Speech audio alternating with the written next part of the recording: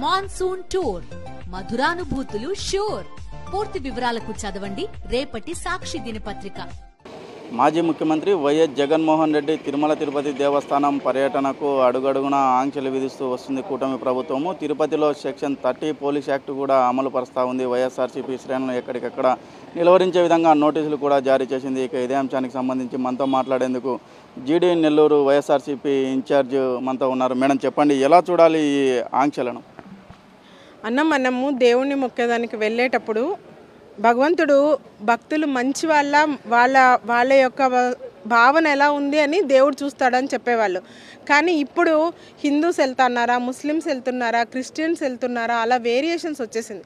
దేవుడికి ప్రతి ఒక్కరూ బిడ్డలే అన్న, అది ఏ మతమైనా కానివ్వండి. జగనన్న క్రిస్టియన్ రాకూడదు, డిక్లరేషన్ ఇవ్వాలి అని వీళ్ళు అంటున్నారు. కానీ జగనన్న వచ్చిన తర్వాత ఎన్ని దేవస్థానాలు అభివృద్ధి చెందింది, ఎన్ని దేవాలయాలు ముందుకొచ్చింది, పూజలంతా ఎలా జరుగుతుంది, అది ప్రతి ఒక్కరికి తెలుసు. ప్రజల గుండెల్లో జగనన్న స్థిరస్థాయిగా నిలిచిపోయారు. జగనన్న వస్తున్నారు అనేసి తెలిసినప్పటి నుంచి ఇప్పటి వరకు ఎంతో వేల మంది అన్న కోసం ఎదురు చూస్తున్నారు. ఆయన జనాల్ని ఓర్వలేకుండా ఈ రద్దు చేయడం జరగడం అయింది. కానీ భగవంతుడి దృష్టిలో అందరూ సమానము, అందరినీ ఒకేలాగే చూస్తాడు. వాళ్ళు ముస్లిమ్స్, వీళ్ళు క్రిస్టియన్స్, వీళ్ళు హిందూస్ అనే భావన దేవుడికి ఉండదు. మనం అది క్రియేట్ చేసుకునింది తప్ప వేరే ఏం లేదు. ఇప్పుడు జగన్మోహన్ రెడ్డి గారు గతంలో కూడా తిరుపతికి వెళ్ళిటారు. అప్పుడు చెప్పని ఈ ఆంక్షలు ఇప్పుడు ఎందుకు చెప్తా ఉన్నా? అదే జగనన్న అంటే జనాలలో ఉంటారు. అన్న చెప్పారు, ఎప్పుడు కూడా లీడర్ అనే వాళ్ళు 10 మంది కష్టాలు తెలుసుకునే వాళ్ళే లీడర్ అవుతారు అని చెప్తున్నారు.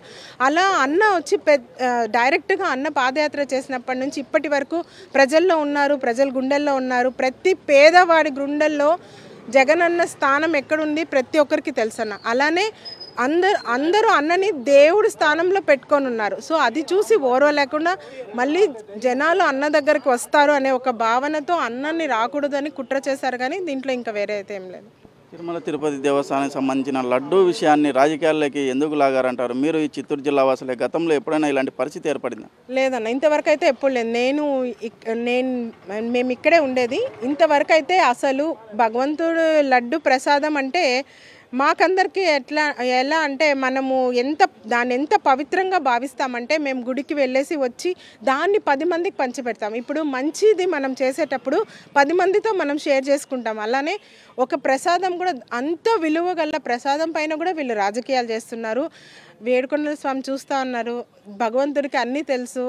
ఎవరు తప్పు చేసినా భగవంతుడు మాత్రం క్షమించడన్న. ఎందుకంటే జగనన్న ప్రజలకు ఏం చేశారు, జగనన్న వచ్చిన తర్వాత ప్రజలు ఎలా ఉన్నారు, పథకాలు ఎలా ఇచ్చినారు, ప్రతి ఒక్కరు ఎలా ముందుకొచ్చినారు.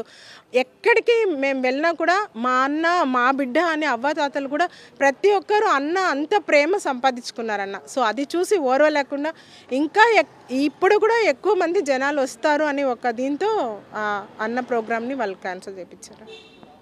ఏదైతే మాజీ ముఖ్యమంత్రి వైఎస్ జగన్మోహన్ రెడ్డికి ప్రజల్లో ఉన్న ఆదరణను చూసి అడుగడుగున ఆంక్షలు విధిస్తామని చెప్తున్నారు. తిరుమల తిరుపతి దేవస్థానం ప్రసాదాన్ని కూడా రాజకీయాల్లోకి కూటమి ప్రభుత్వం లాగిందని చెప్పేసి చెప్తా ఉన్నారు. వీడియో జర్నలిస్ట్ శ్రీకాంత్, మధు, సాక్షి టీవీ, తిరుపతి.